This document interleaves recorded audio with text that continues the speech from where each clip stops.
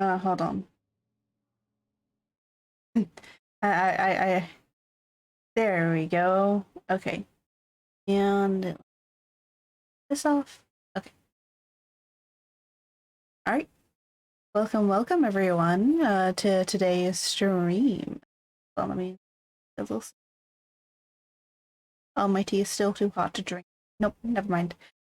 So today we are going to be reading that of Frankenstein by Mary Shelley. I did read some of this, so I did go very much ahead just to prepare for today. So I will just be reading it to you. I do not have a camera to show you it, but I say ASMR, but honestly, I don't think you're going to get much ASMR. I'll try to read this all to you to the best of my abilities because my brain sometimes knows how to say words, but then my mouth can never say the words correctly. But a few things to go over the understanding of what we're about to be reading today, and a few interesting notable facts about Frankenstein. So yes, we are reading the book Frankenstein. It is within the public domain, Twitch. I won't get copyrighted claimed, and if I do, I can argue it because Frankenstein was written a very long time ago. Here, let me see where it was when it actually was written. They usually do have it. It was written, at least this edition is by that. I think it was written back in like the 1700s. So she was around the time of Charles Dickens, if you remember Charles Dickens, which we may for Christmas, maybe we'll read The Nightmare Before, not The Nightmare Before, we'll probably read A Christmas Carol by Charles Dickens. And because I am reading it and not showing it on stream, technically they cannot copyright me for showing this on stream or doing anything of the sort. But a few notable things before I begin reading, is some of the history behind the Frankenstein novels, or the Frankenstein itself. So the story of Frankenstein is a Victorian Gothic horror. It's a time period of Gothic writing that was called the Victorian era. And without Frankenstein, we actually wouldn't have an idea, or like we wouldn't have come to what we currently are with how we describe the idea of sci-fi. So technically you can argue Frankenstein created cyberpunk.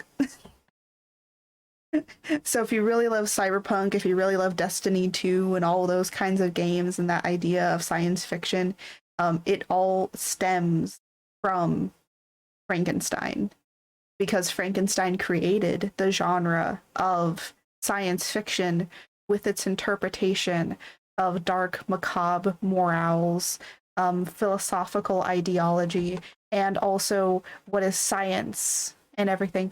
Silver, hello. We're just slowly talking about Frankenstein and how Frankenstein as created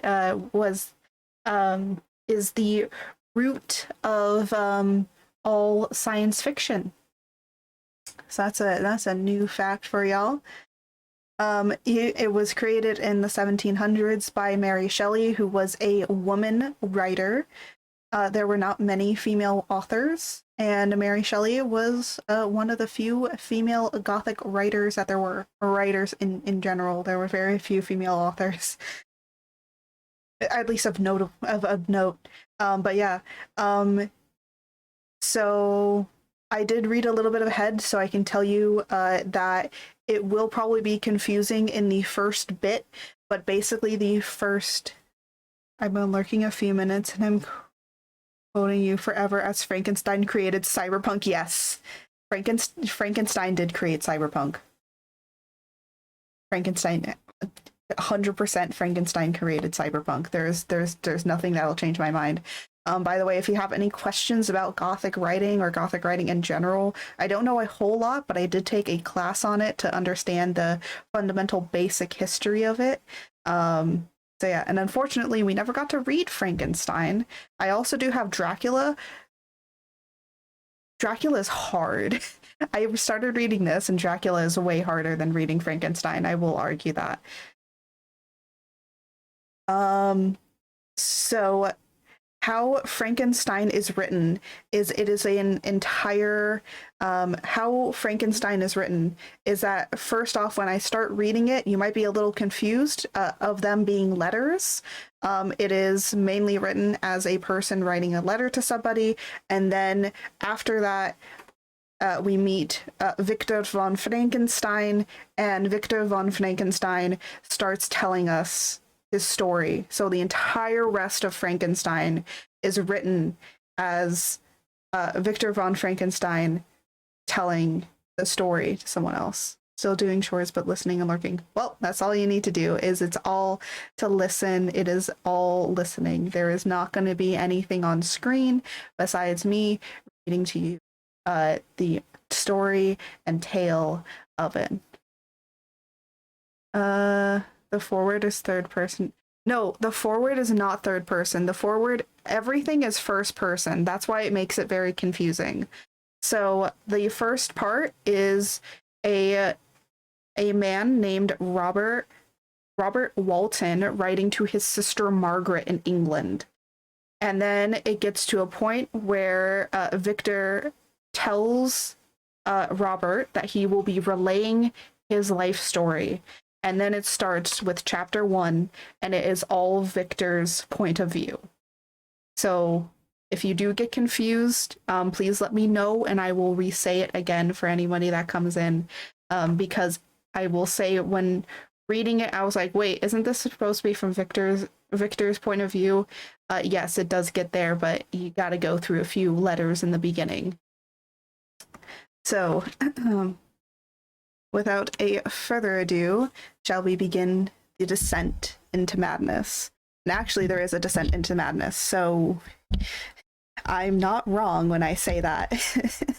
I just will say this, Victor does go a little crazy at one point, and yeah, very, very psychological.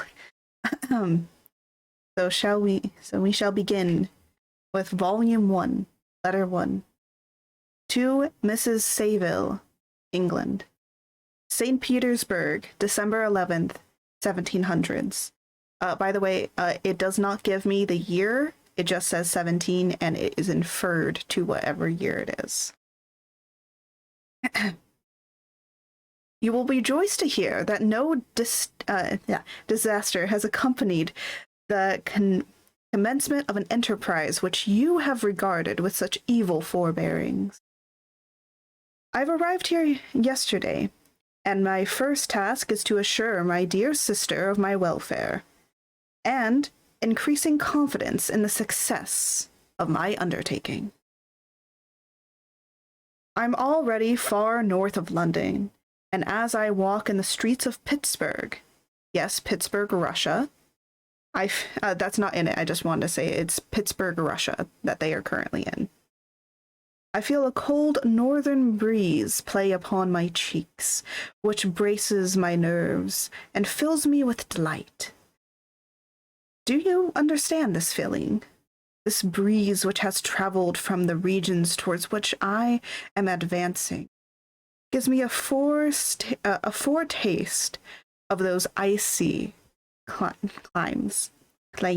There's some words in this that are a little hard to read.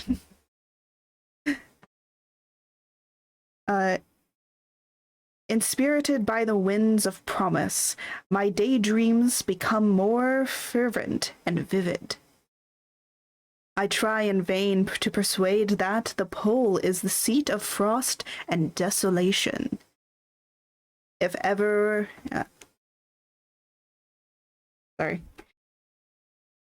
If ever permits itself to my imagination as a region of beauty and delight.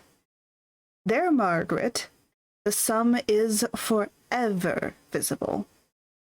Its broad disk just skirting the horizon of diffusion, a perpetual splendor. There, For with your leave, my sister, I will put some trust in preceding navigations. Oh, navigators, not navigations. Their snow and frost are banished, and sailing over a calm sea, we may be wharfed to lands surpassing in wonders and beauty, every region. Every region, hold on, this is a word that I have always had a trouble with. I don't know if it's pronounced Heterio or Horatio. Hold on, I am looking this up, because even people that read things need to look stuff up. I should have looked this up earlier. I like how the first thing that pops up is Hitler. There we go. Oh, hitherto. Oh my gosh, it is hitherto. Why could I not have figured that out? Hitherto discovered on the habitable globe.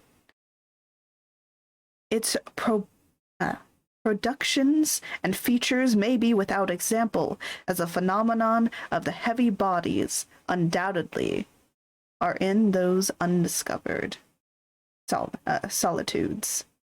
What may not be expected in country of eternal light? I may there discover the wondrous power which attracts the needle, and may regulate 1,000 celestial observations that require only the voyage to render their seeming insinuations consent forever. I shall oh my gosh, these words. Why can I read these words just fine, but I can't say them right? Hold on. This is my dyslexia working in real time, man.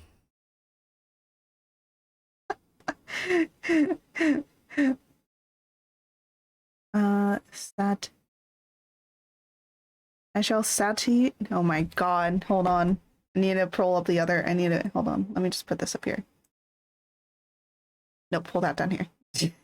I shall have freaking Sithoris. Let me have the Sithoris open. Oh my god, why can I not say word?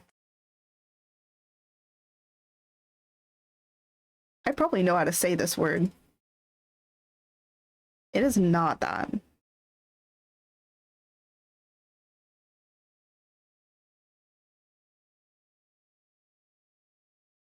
Oh my gosh. Wait, hold on. Oh my gosh, it's satiate. I know how to. I shall satiate my ardent curiosity with the sight of a part of the world never before visited, and may thread a land never before imprinted by the foot of man. These are my enticements, and they are sufficient to conquer all fear of danger or death, and to induce me to commence the laborious voyage with the joy of a child feels when he embarks in a little boat with his holiday mates on an expedition of discovery, but his discovery up his native river. Here. Oh, hello! We are currently reading Frankenstein, and I'm having trouble with words, so I now have the thesaurus open all the time now. You have not missed much at all. We are just reading the beginning part of it, where a man is writing to his sister about his tales in Pittsburgh currently. Where was I? Damn it. This is the one thing about reading on stream, is like you're gonna lose your place. Oh, there we go. Up his native river. There we go. We're literally on page 2. Oh my gosh, page 2, and I already messed up on some words. Well, this is the life of a reading, isn't it?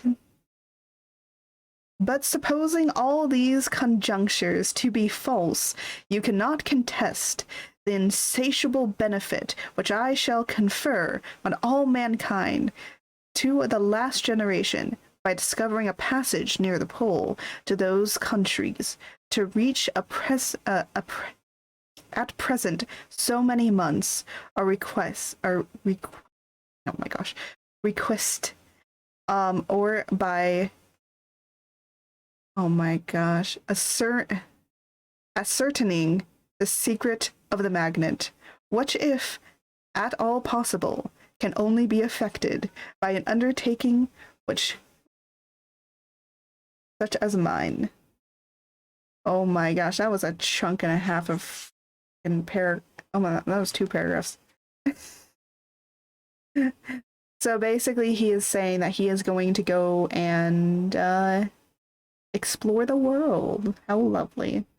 And he's telling his sister about everything. These reflections have dispelled the oh my gosh, agitation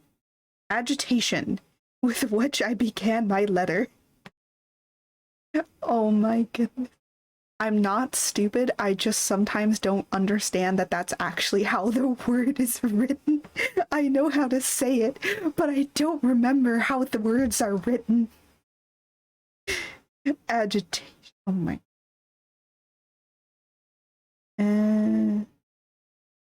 And I feel my heart glow with an enthusiasm which elevates me to heaven, for nothing contributes so much to tranquilizing the mind as a steady purpose, a point on which the soul may fix its intelligent eye. This expedition has been the favoritive dream of my early years. I have read with adore the accounts of the various voyages which have been made in prospect of arriving at the North Pacific Ocean, through the seas which surround the pole. We remember that a history of all the voyages made for purposes of discovery composed the whole of our good Uncle Thomas's library. My education was neglected, yet I was passionately fond of reading. Aren't we all? All of us are readers here, right? These volumes were my study day and night, and my familiarity with them increased that regret that I had felt as a child, on learning that my father's dying injunction had forbidden my uncle to allow me to embark in a seafaring life. These visions faded when I used. Oh, hold on, let me finish the sentence.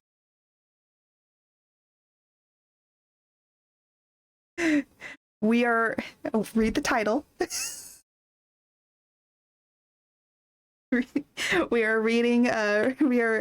David, we are reading Frankenstein. That's why you're probably questioning what is going on. It is a listening, today is just a listening stream of me reading to you Frankenstein, and I hope that you all enjoy it. I mean, there's plenty of people here, which is really nice to see, and I hope that you guys all are enjoying this. Why did I come to hear my father? It is a man writing to his sister, talking about him going on the sea life voyages that he always wished that he would have. Don't worry, we are getting to Victor von Frankenstein eventually.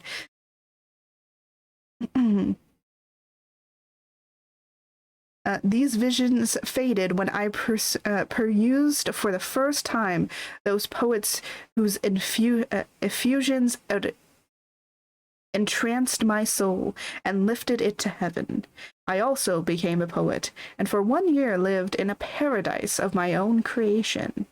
I imagined that I also might attain a niche in the temple where the names of Homer and Shakespeare are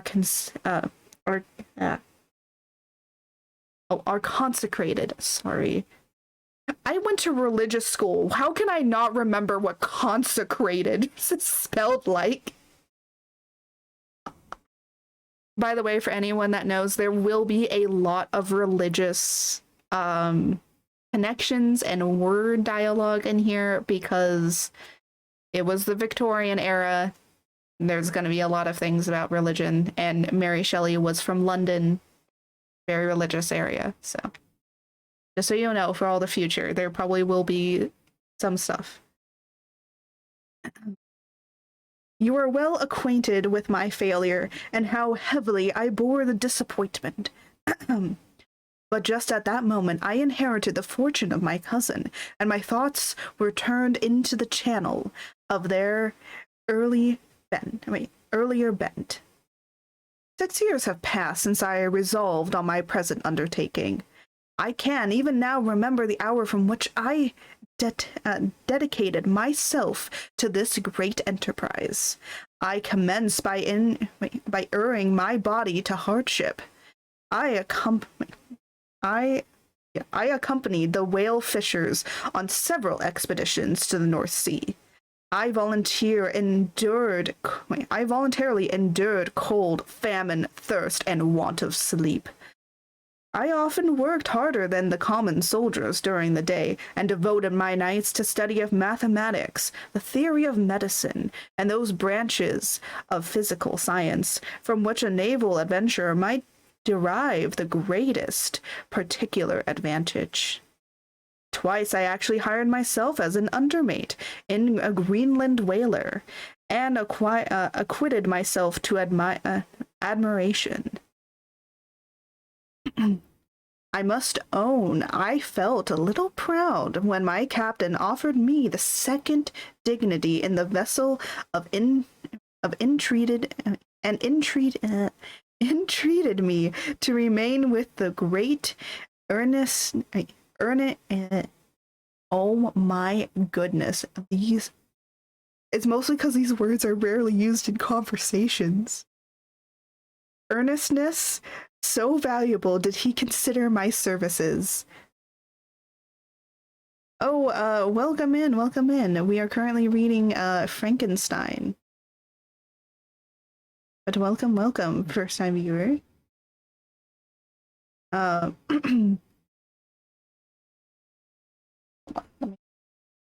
need some water. Throat getting a little dry here. There we go. And now, just continue on. And where was... Oh, there we go.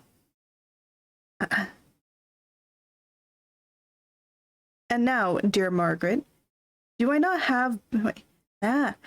deserve to accomplish some great purpose?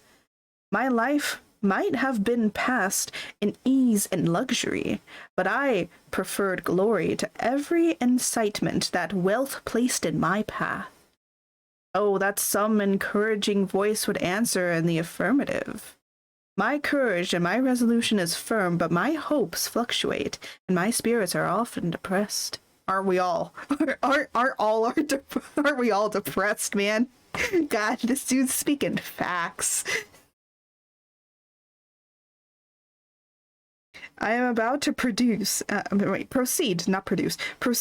on a long, difficult voyage, the emergencies of which will demand all my fortitude. I am required not only to raise the spirits of others, but sometimes to sustain my own when theirs are failing. Everybody in an office workspace. Sorry, I'm gonna do this all the time, by the way. This is the most favorable period for traveling in Russia. They fly quickly over the snow in their sledges. Sorry. The motion is pleasant and, in my opinion, far more agreeable than that of an English stagecoach. The cold is not excessive if you are wrapped in furs, a dress which I have already adopted, for there is a great difference between walking the deck and remaining seated, motionless for hours. when no exercise prevents the blood from from actually freezing in your veins. I have an I have an ambition to lose my life on the post road between St. Petersburg and Archangel. I shall depart for the latter town in fortnight or 3 weeks, and my intention is to lure a ship there. Oh, hire a ship there, not lure a ship. Sorry, read that wrong. Which can easily be done by paying the insurance for the owner, and to engage as many sailors as I think necessary among those who are accustomed to the whale fishing. I do not intend to sail until the month of June. And when shall I return?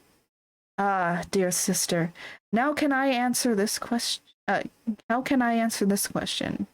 If I exceed many, many months, perhaps years will pass before you and I may meet.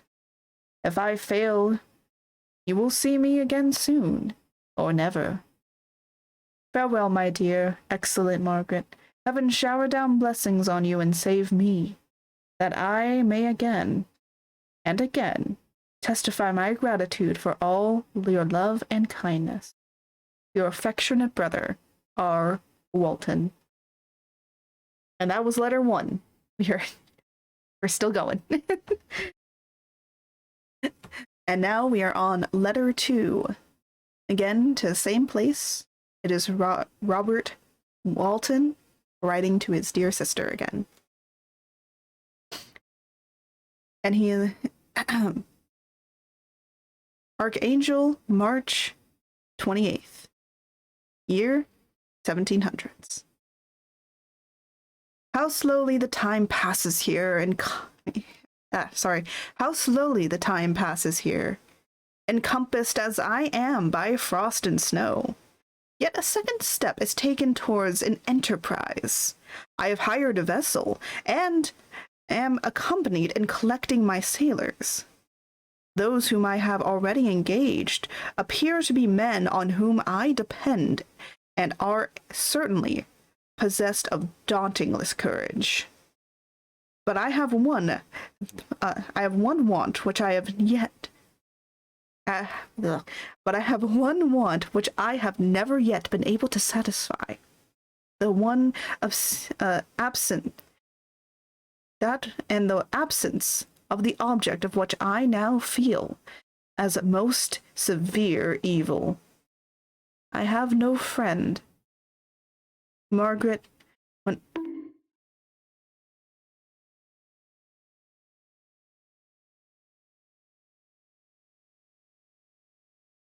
I like how that was timed with I have no friend. Dude, seriously, we're gonna bonk me in the middle of this? No. Actually, chat's the one getting bonked, not me, so hey, good on ya.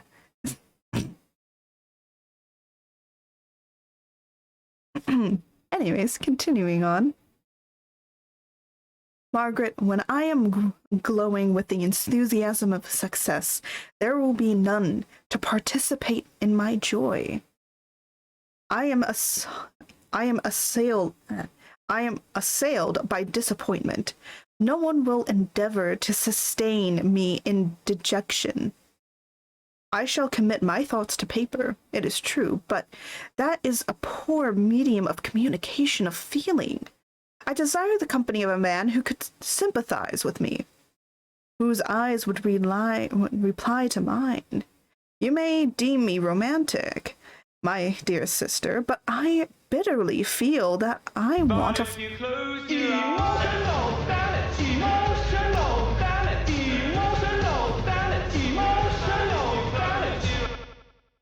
Oh my god, yes, this man is currently going through some emotional damage. I'm glad that I didn't take off all the sounds and stuff, because this is what the sounds are truly used for with reading.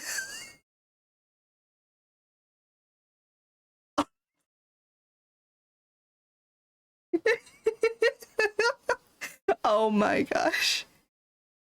No. Damn it. Oh my gosh. I wait for it. It's gonna be a little delayed probably. There it goes.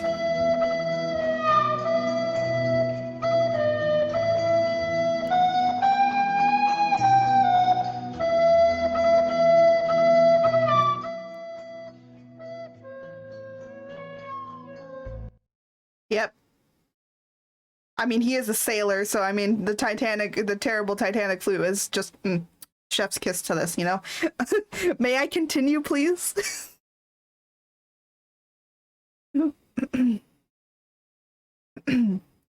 I have no... Oh my gosh. I have no one near me, gentle yet courageous. Possessed of a... Oh my gosh. No. No. What do you mean no? Okay, I guess that's the end of the stream, everyone. Welcome. Thank you for coming. No, joking. No, we're gonna keep going. We're gonna keep going for however long I can. We finished letter 1. We got like I think let's see if we can at least get to chapter 1. Okay, let's see if we can at least get to chapter 1 in this stream, right? Oh my gosh, they be kissing out here. Yeah, you be the homie. That's what Robert wants. He wants a homie. He really wants a homie. That's what he truly wants. A true reader reads through the chaos. Yes, they do, and I shall continue. I have no one near me, gentle yet courageous, possessed of a cultivation as well as of a capacious mind. I mean, I think that's a big mind, whose tastes are like my own, to approve or amend my plans. How would such a friend... Is that a challenge? Yes, it is a challenge. Oh god. Oh no. What is going to happen? I feel like something bad's now gonna happen. How would such a friend repair the faults of your poor brother? I am too ardent in execution. I'm too ardent in execution and too impatient of difficulties. But it is a still greater evil to me that I am self-educated. For the first 14 years of my life, I ran wild on a common and read nothing, but our Uncle Thomas's books of voyages. At the age I became acquainted with the celebrated poets of our own country, but it was only when it had ceased to be in my power to derive its most important benefits from such a conviction that I perceived the necessary of becoming acquainted more languages. You just have to say that you're fine when you're not really fine, but you just can't get into it because they would never understand. Yes.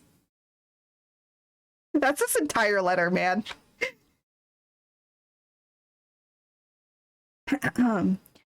But I would perceive the necessary of becoming acquainted with more languages than that of my native country. Now I am 28 and am in hold on.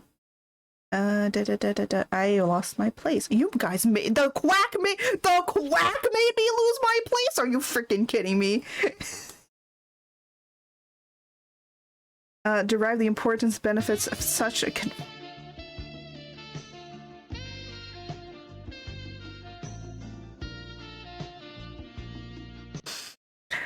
okay.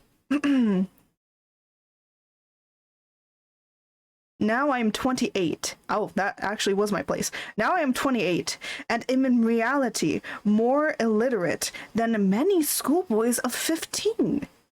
It is true that I have thought more, and that my daydreams are more extended and magnificent, but they want, as the painters call it, keeping. And I greatly need a friend who could... have sense enough not to despise me as romantic and affection enough for me to endeavor and affection enough for me to endeavor to regulate my mind. These are useless complaints. I shall certainly find no friend on the wide ocean, nor even here an archangel. Suck.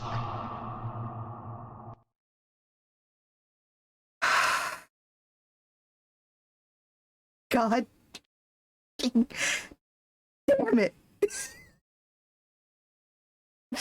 I'm so, you know what? If Mary Shelley decides to haunt my dreams tonight, I apologize so much for my fucking chat. I want to read this to you all, please. But no, we had to bring up the challenge of me trying to read this and trying to keep my composure while you guys all play sounds. And you know what? I will embrace this madness just as Victor von Frankenstein embraces the madness of what he has fucking created, which will be the monster. So, let's keep going.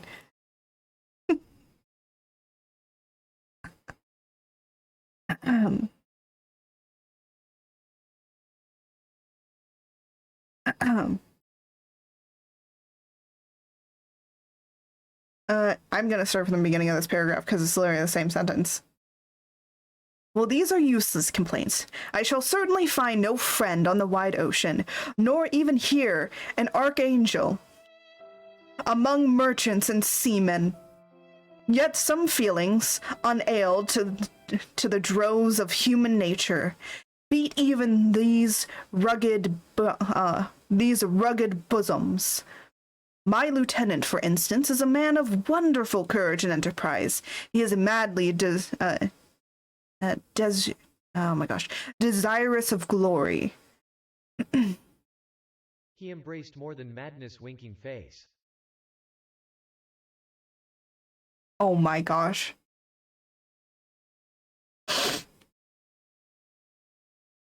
Even the winky face, George? Well, you know what, George? Yes, he will embrace madness eventually when we get into the later chapters. Oh shit.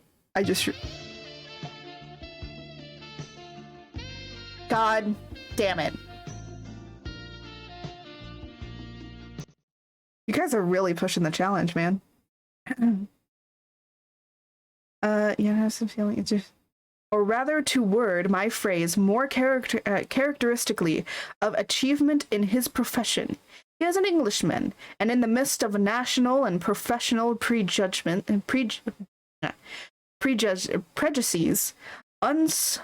unsoftened by civilization, retains some of the noblest endowments of humanity. I first became acquainted with him on board a whale vessel, finding that he was unemployed in his city. I easily engaged him to assist in my enterprise.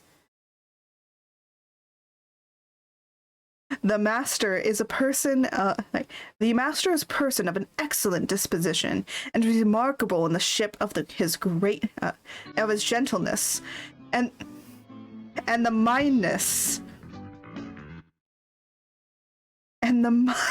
mildness of his discipline.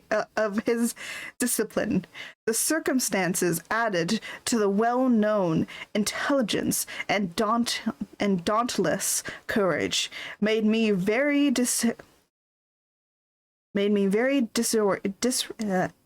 desirous to engage him. A youth passed in solitude, my best years spent under your gentle and feminine fosterage, has so refined the groundwork of my character that I cannot overcome an intense distaste to the usual brutality exercised on board ship. I have never believed it to be necessary, and when I heard of a manner equally noted for his kindliness of heart and respect the obedience paid to him by his crew. And man, you guys are really trying here. Keep going. I mean, you guys do understand that the more bits you spend, the more money I get. So continue the challenge. Make me be able to hit payout again.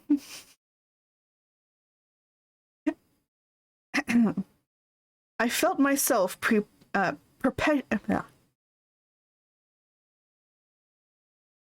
more money for signature. Yes. More money, more signatures. Yes, yes.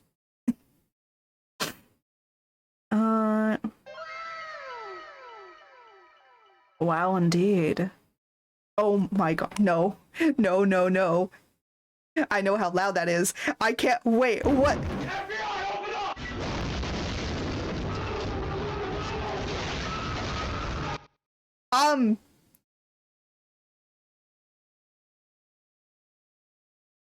I'm so glad I turned down my headset for that. I saw it coming. That would have hurt my ears so badly. I would have had to step away for a second. Oh, you know what I just realized is I haven't been recording at all, or doing recording. Yeah, it doesn't matter. I'll just download the VOD. Doesn't matter.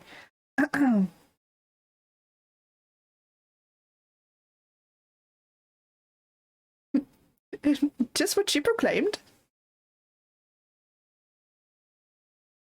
That's cheating. Shut up. I can turn down my headset down whenever I want. And I want it low.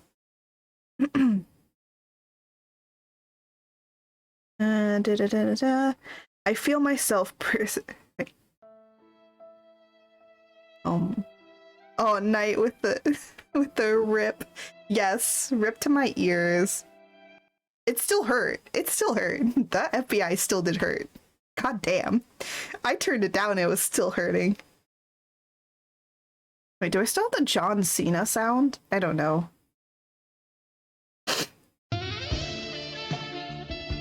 Actually, you know what? You guys, I need to look up how to say this word because I know how to say it in my head.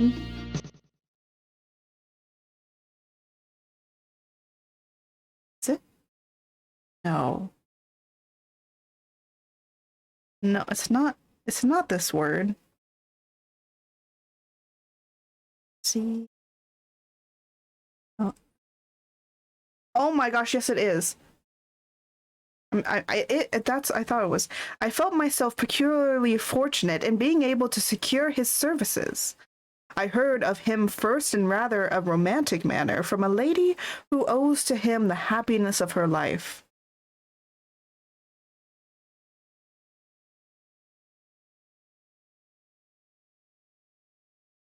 This briefly is his story. Some years ago, he loved a young Russian lady of moderate fortune, and having assumed a considerate sum in prize money, the father of the girl consented to the match. He saw his mistress once before the destined ceremony, but she was bathed in tears and throwing herself at his feet. Throwing himself at his feet, entreated him to spare her, confessing at the same time that she loved another, but that he was poor and that her father would never consent to the union. My generous friend reassured the supplicant, and on being informed of the name of her lover, instantly abandoned the pursuit. He had already bought a farm with his money on which he had designed to pass the remainder of his life, but he bestowed the whole on his rival, together with the remains of his prize money to purchase stock, and then himself solicited the young woman's father to consent to her marriage with her lover. But the old man decidedly refused, thinking himself bound in honor to my friend, who, when he found the father inexorable, quitted his country, nor returned until he heard that his former mistress was married according to her inclinations. What a noble fellow. So if you guys don't understand what was going on, this dude that Robert met liked a Russian lady. Emotional damage. Oh my gosh. Liked a Russian woman, but the Russian woman loved somebody else, and in order to get and basically set a whole bunch of stuff up so that they could end up being together. But when the father refused to marry the woman off to the person that she loved, the dude literally left the country. The dude literally left the country. This dude that he's talking about left the country until the father would let them marry. What? Wow. Wow. Yeah, wow. Emotional damage and FBI are pretty loud. Seals is also, the seal bounce is also ridiculously loud too. That's like 1,000 scribble points. Scribble dots. Anyways. What a noble fellow, you will exclaim. He is so, but then he is wholly uneducated. He is silent as a Turk. Oh my gosh, you're never gonna hear me read this. Just yeah, let the seals go. I hope that you all enjoy this chaos of me trying to read Frankenstein while my chat tries to literally make me get annoyed. I hope this has been entertaining for all of you that are here. I'm glad you find some enjoying with it. We just stall her. Yeah, you won't end up not letting me continue read.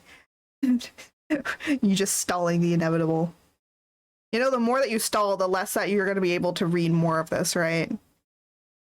I will say, if we do not finish Frankenstein this October, what I'll do is next October we'll continue reading it. And I will go over a summary.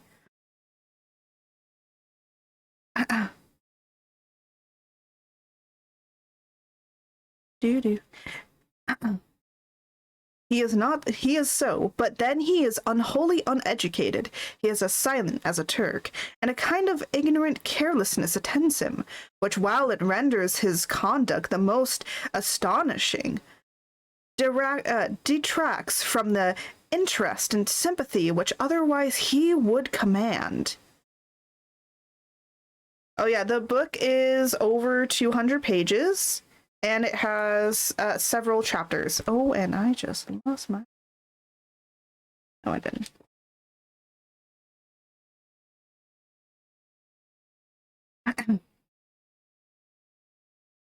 But it is not difficult to read through. If you would like to read Frankenstein for yourself, please go and definitely check it out for yourself at any sort of bookstore that you could buy it from. I am going to read it every Saturday through the month of October, so that's 4 days. That's 4 days of reading this. We will probably not finish this, but I hope that it will encourage you to go and read Frankenstein. That is what this reading is. Yes, it is in the public domain. It is free to read digitally. I do have the actual I have an actual physical copy because I want the more physical copy to read it. And also I kind of want to annotate it and stuff like that because I love Gothic fiction and all of that. So it goes in my Gothic fiction section. Anyways,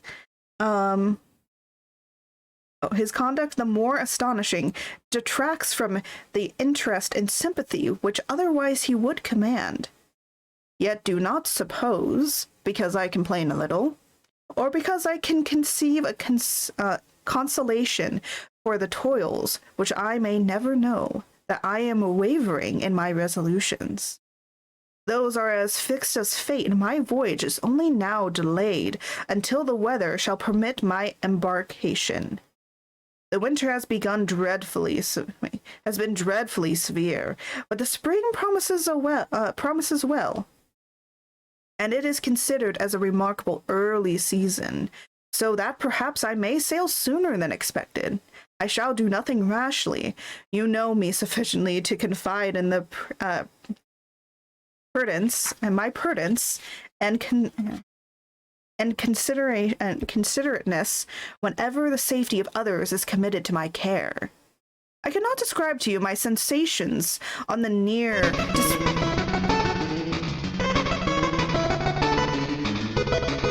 gonna let them go. Go, my seals. Go, be free. Be free.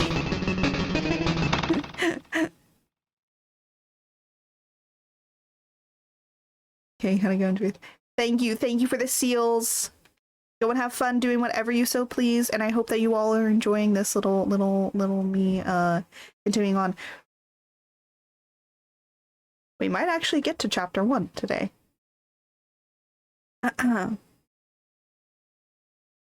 So safe, whenever safety of the others is committed to my care. I cannot describe to you my sensations on the near prospect of my undertaking. It is impossible to communicate to you a conception of the trembling sensation, half pleasurable and half fearful, with which I am preparing to depart. I am going to unexplored regions, to the land of mist and snow. But I shall kill no albatross, therefore do not be alarmed for my safety.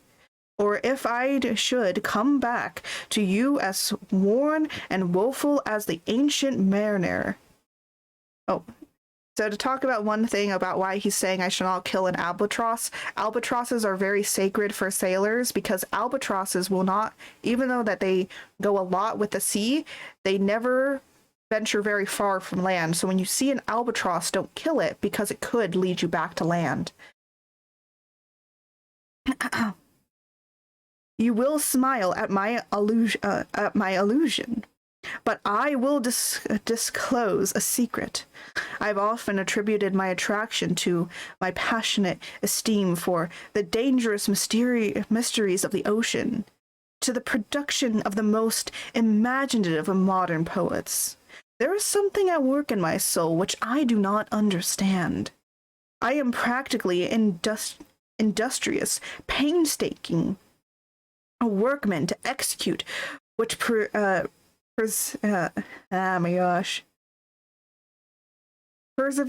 and labor. Preservice and labor. But besides this is a love for the marvelous, a belief in the marvelous, intertwined in all my projects, which hurries me out of the common pathways of man, even to the wild sea and unvisited regions I am about to explore. But to return to dear considerations, shall I meet you again? After arriving, traversed immense seas. After having traversed immense seas and returned by the most southern cape of Africa or America? I dare not expect such success, yet I cannot bear to look on the reverse of the picture. Continue for the present to write to me by every opportunity. I may receive your letters on some occasions when I need them most to support my spirits. I love you tenderly. Remember me with affection, and should you never hear from me again, your affectionate brother, Robert Walton. Letter 3 to Mrs. Saville, England, July 7th, 1700s. My dear sister, I write a few lines in haste to say that I am safe and well advanced on my voyage. This letter will reach England by a merchantman now on its homeward voyage from Archangel. More fortunate than I, who may not see my native language, perhaps for many years. I am, however, in good spirits. My men are bold and apparently firm of purpose.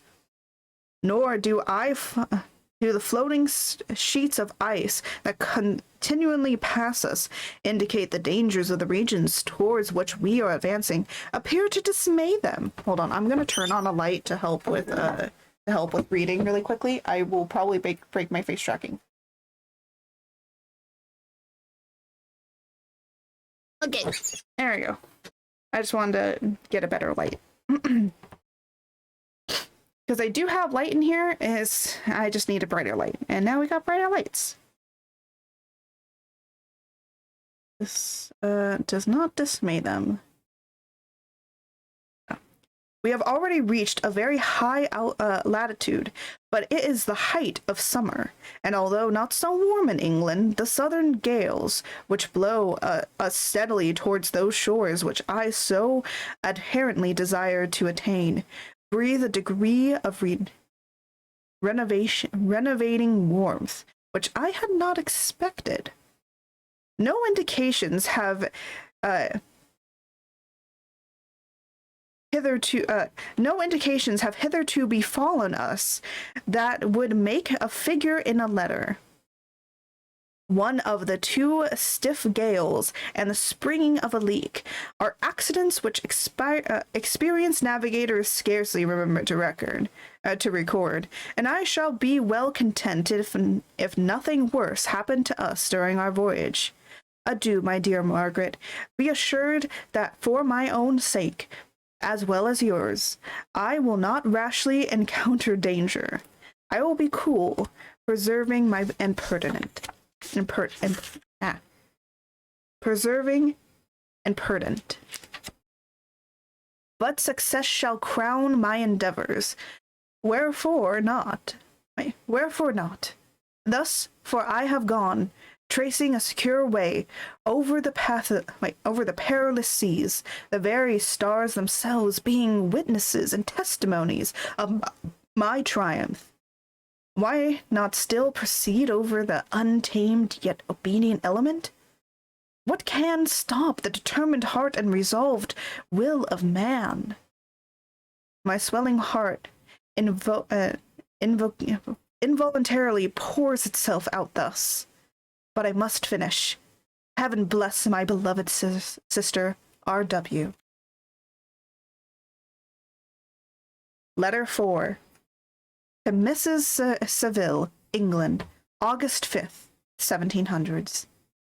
So strange an accident has happened to us that I cannot forbear recording it, although it is very probable that you will see me before these papers can come into your possession. Last Monday, July 31st, we were nearly surrounded by ice, but closed in the ship on all sides, scarcely leaving her the sea room in which she floated. Our situation was somewhat dangerous, especially as we were compassed around by a very thick fog. We accordingly lay to, hoping that some change would take place in the atmosphere and weather. Although 2 o'clock, the mist cleared away, and behold, stretched out in every direction vast and irregular plains of ice, which seemed to have no end. Some of my comrades groaned, and my own mind began to grow watchful with anxious thoughts, when a strange sight suddenly attracted our attention, and diverted our solitude from our own situations. We perceived a low carriage fixed on a sled and drawn by dogs pass on towards the north at the distance of half a mile. A being which had the shape of a man, but apparently of gigantic stature, sat in the sledge and guided the dogs. We watched the rapid progress of the traveler with our telescopes until he was lost among the distant inequalities of the ice.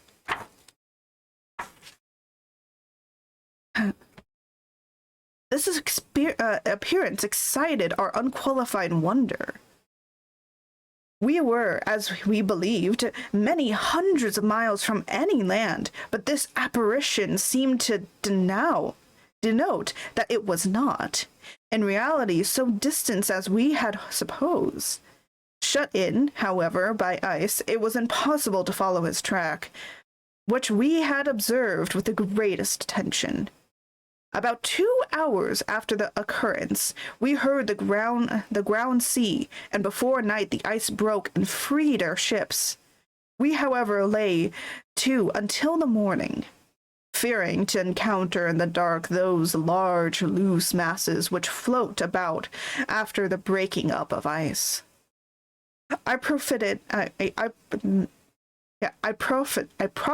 off this time to rest for a few hours.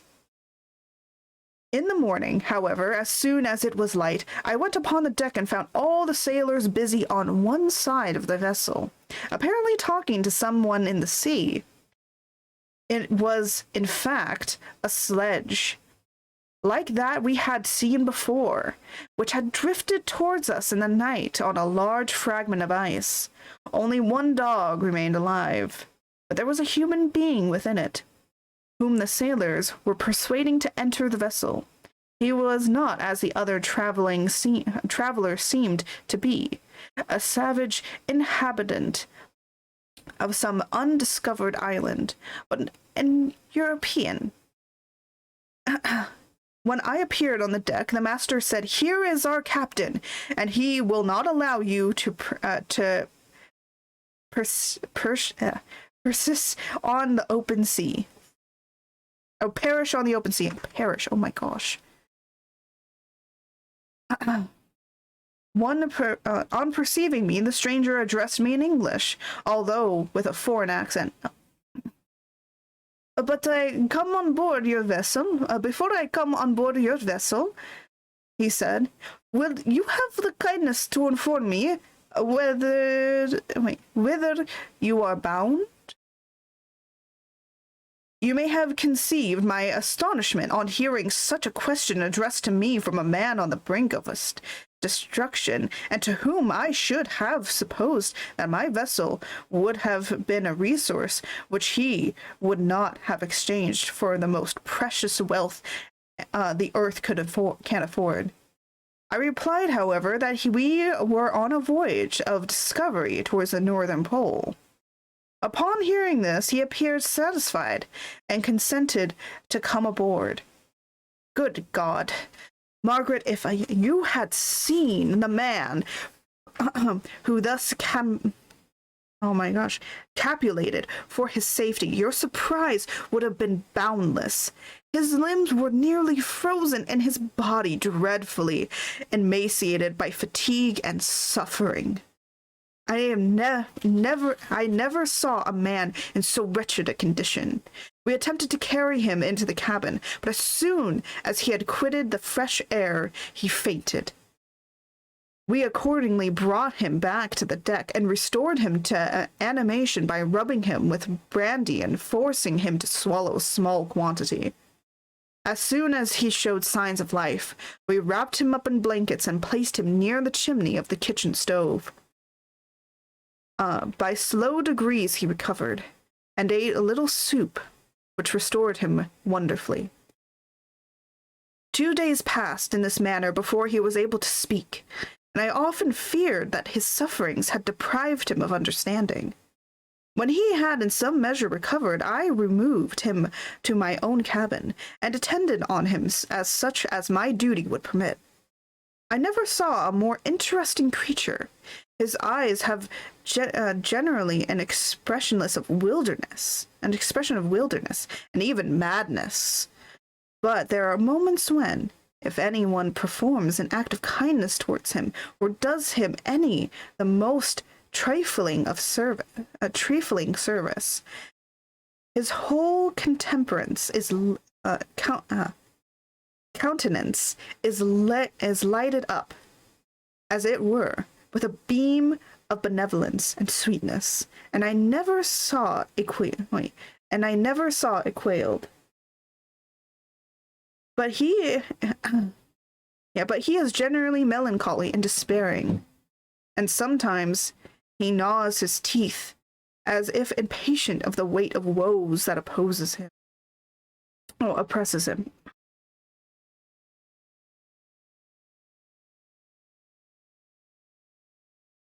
I'm so glad I grabbed some tea, because damn, my throat.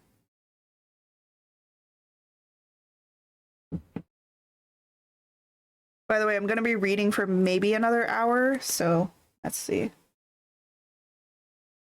Yeah. He got another hour of reading. We might get through the first chapter. Hold on, I'm taking a cough drop. I need this. My speech might be a little slurred.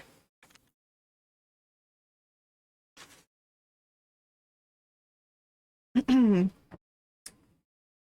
my guest was a little recovered, I had great trouble to keep off the men who wished to ask him 1,000 questions.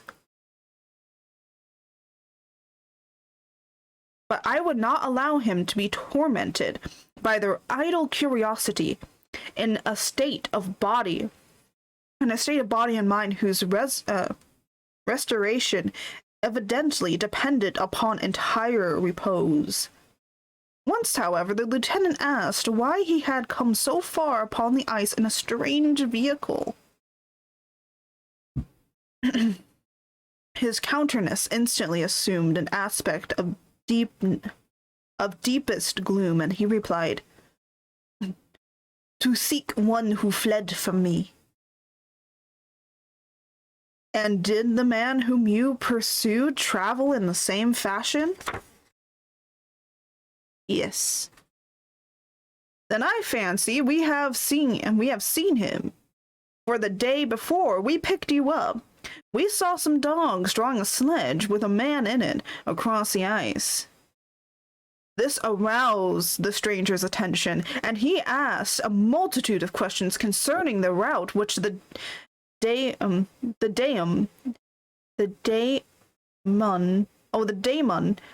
as he called it, had. Sorry. Trying to suck on a cough drop and read this is a little difficult. And I called him and had pursued.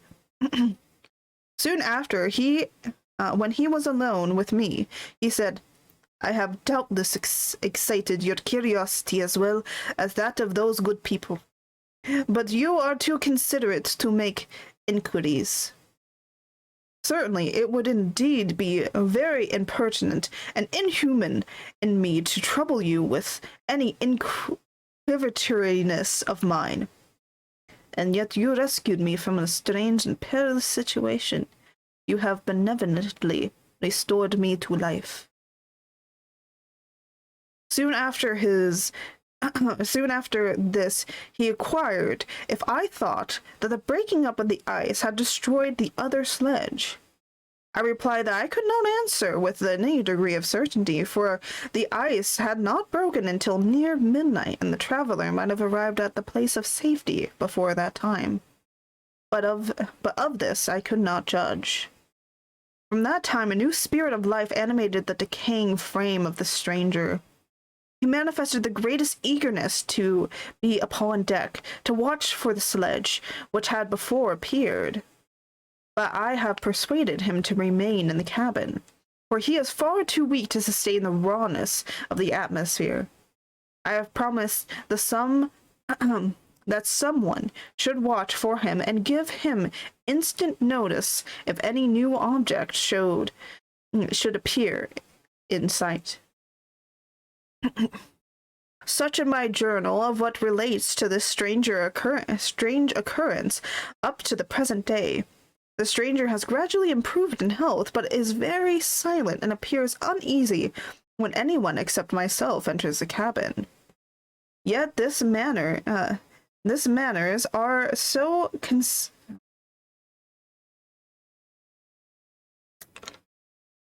conciliant and gentle. The sailors are interested in him, although they have had very little communication with him. For my own part, I began to love him as a brother, and his constant and deep grief fills me with sympathy and compassion. He must have been a noble creature in his better days, being even now in a wreck so attractive and amiable. I said in one of my letters, my dear Margaret, that I should find no friend on the wide ocean. Yet I have found a man before his spirit had been broken by misery. I should have been happy to have possessed. Possessed as to have possessed as the brother of my heart. I shall continue my journal concerning the stranger at intervals, should I have any fresh incidents to record. August 13th, 1700s. My affection for my guest increases every day. He excites at once my admiration, and my pity to an astonishing degree. How can I see so noble a creature destroyed by misery without feeling the most pungent grief? He is so gentle yet so wise, his mind so cultivated, and when he speaks, although his words are cooled with the choicest art, yet they flow with rapidly and unparalleled eloquence. He is now much recovered from his illness and is continually on deck, apparently watching for the sledge that preceded his own. Yet, although unhappy, he is not so utterly occupied by his own misery, but that he interests himself deeply in the projects of others. He has frequently conversed with me on mine, which I have communicated to him without disguise. Oh my gosh, disguise. There we go. He entered attentively into all my arguments in favor of my eventual success, and into every minute detail of my measures I had taken to secure it. I was easily led by the sympathy which he That's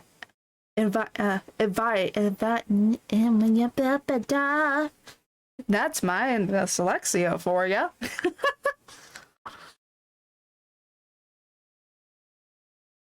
He advised to use the language of my heart to give utterance to the burning ardor of my soul, and to say with all the fervor that warned me how gladly I would sacrifice my fortunes, my existence, my every hope to the furtherance of my enterprise. One man's life or death were but a small price to pay for the acquirement of the knowledge which I sought for the dominion I should require and transmit over the elemental foes of our race. As I spoke, a dark gloom spread over my listener's countenance. At first I perceived that he tried to suppress his emotion. He placed his hands before his eyes, and his voice quivered and failed me as I beheld tears trickling fast from between his fingers. A groan burst from his heaving breast. I paused. At length he spoke, in broken accents. Unhappy man, do you share my madness? Have you drunk also of the intoxicating draught? Hear me, let me reveal my tale, and you will dash the cup from your lips. Such words, you may imagine, strongly excited my curiosity. But the hold on. I always forget how to pronounce this word. Oh my gosh, where is it?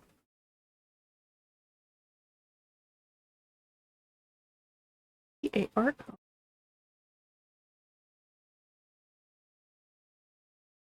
That is not how it's spelled.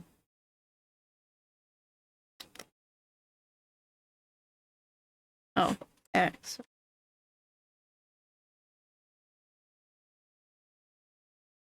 Ah. But the paroxysm of my grief that had seized the stranger overcoming his weakened powers, and many hours of response and tranquil conversation was necessary to restore his composure. Having conquered the violence of this feeling, he appeared to despise himself for being the slave of passion. And quelling the dark tyrant of despair, he led me again to converse concerning myself personally. He asked me the history of my early years. The tale was quickly told, but it awakened various trains of reflection. I spoke of my desire of finding a friend, of my thirst for more intimate sympathy with a fellow mind than ever fallen to my lot, and expressed my conviction that a man could boast of little happiness who did not enjoy this blessing. I agree with you, replied the stranger. We are unfashioned creatures, but half made up. If one wiser, better dreamer than ourselves, such a friend ought to be. Do not lend this aid to perfectionate our weak and fatal natures. I once had a friend, the most noble of human creatures, and entitled, therefore, to judge respecting friendship. You have hope in the world before you, and have no cause for despair, but I have lost everything and cannot begin a new life. As he said, his countenance became expressive of calm, settled grief, and touched me to the heart. But he was silent, and presently retired to his cabin. Even broken in his spirit as he is, no one can feel more deeply than he does the beauties of nature, the starry sky, the sea, and every sight afforded by these wonderful regions seems still to have power of elevating his soul from earth, such as a man has a doubled experience. He may suffer misery to be overwhelmed by disappointments. Yet when he was retired into himself, he will be like a celestial spirit that has a halo around him. Within those circle no grief or folly ventures.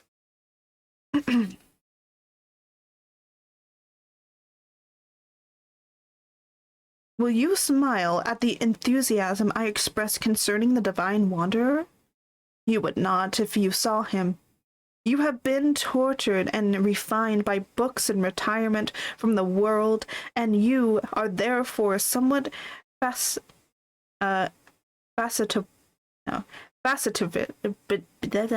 Sorry,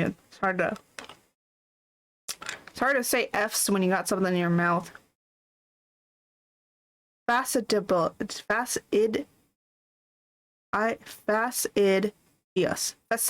There we go. Fastidious. But this only renders you the more fit to appreciate the extraordinary merits of wonderful man. Sometimes I have endeavored to discover what quantity it is which he possesses that evaluates him so immersively above any other person I ever knew. I believe it to be an intuitive dissentiment, a quick but never failing power of judgment, a perception into the causes of things, unequaled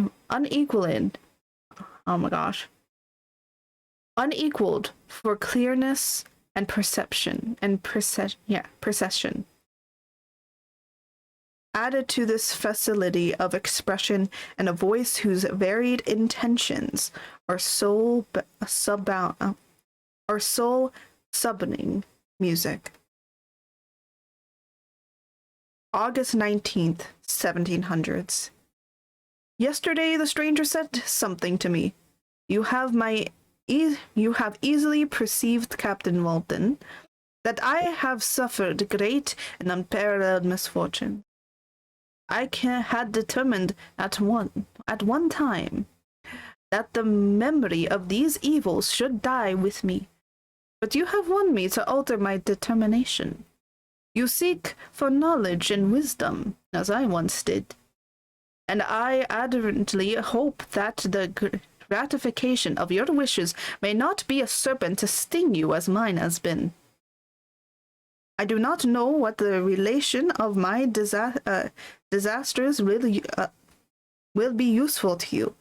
Yet, when I reflect that you are pursuing the same course, exposing yourselves to the same dangers which have rendered me to what I am, I imagine that you may deduce an apt moral from my tale, one that may direct you if you succeed in your undertaking and console you in case of failure.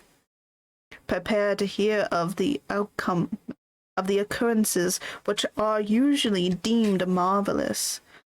Were we among the tamer senses of nature, I might fear to encounter your unbelief.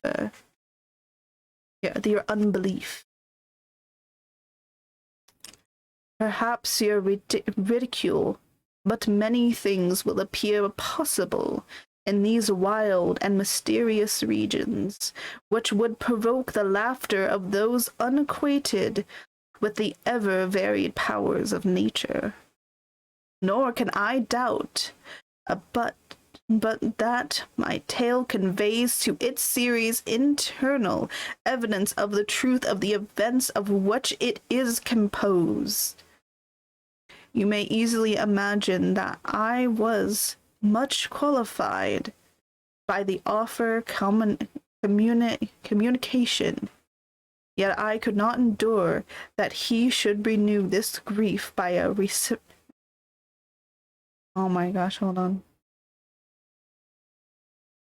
Oh, by a oh my gosh, recital.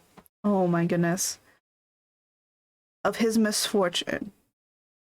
I feel the greatest eagerness to hear the promised narrative, partly from curiosity and partly from a strong desire to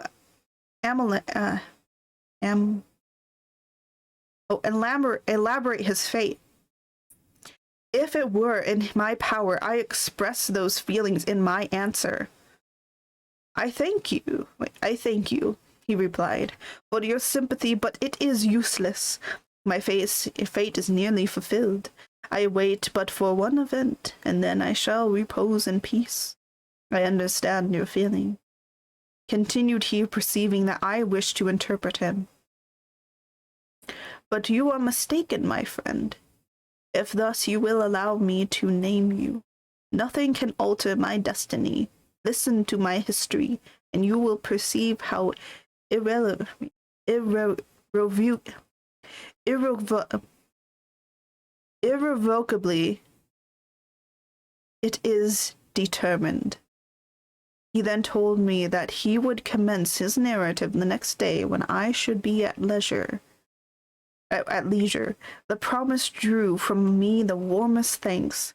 I have resolved every night when I am not impertinently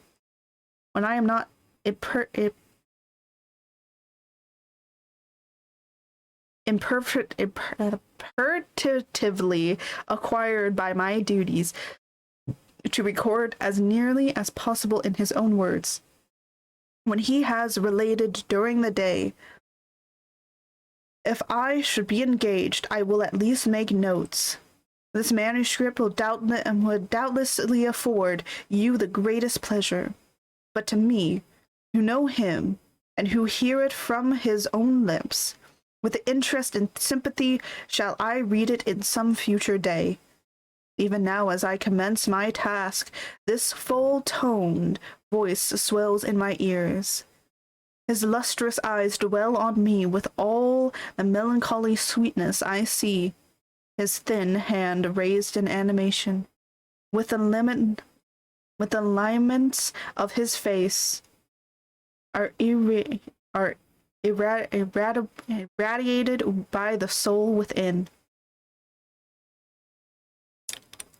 Strange and harrowing must be his story. Frightful the storm which embraced the gallant vessel on this course, and wreck it thus. Now the next question is do you guys want me to continue on and we get through chapter 1? Because that was it. That is the beginning of the story. As this man, this stranger, begins to tell his true tales to that of Robert Walton. I want to... Oh my gosh, my dog is right here. Hi, puppy.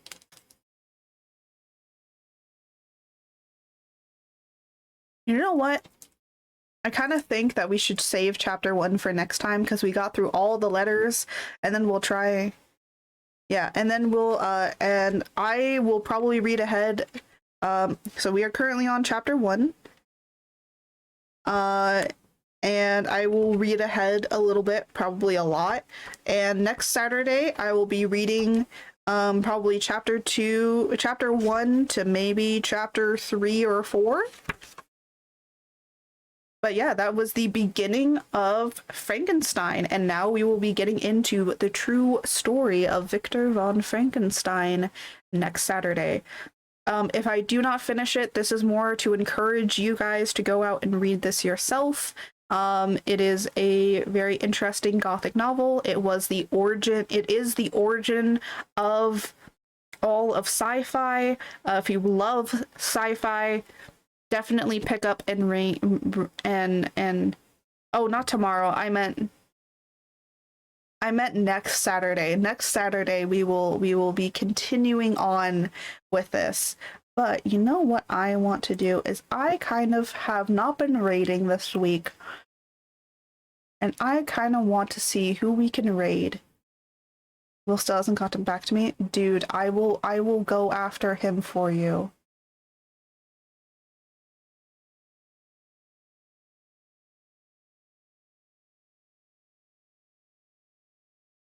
I know I was actually gonna click on Basie. Okay, we're gonna raid Basie. It's been a while since I've raided Basie. I don't think I've raided her in a while. So let us go and raid her.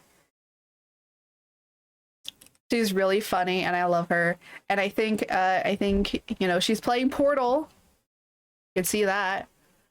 So let's leave it as today, but let me just say thank you all for watching, and I shall see you all next time, which will be a Monday.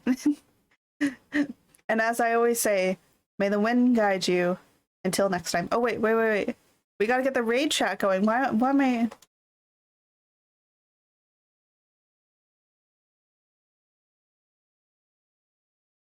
I forget to do this.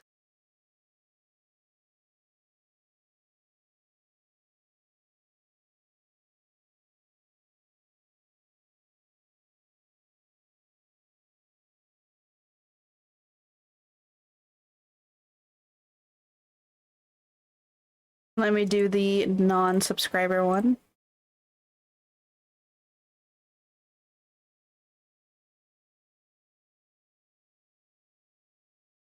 What?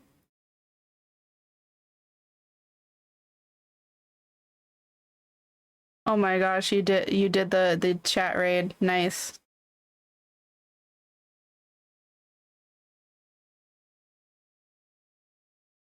Okay, cool. Nice, you got it. So let me just say no. Let us raid. Let me make sure to spell it right. There we go. So thank you all so much for watching. I do hope that you enjoyed this little reading. And I shall see you all on Monday. May the wind guide you until we see each other again. Goodbye.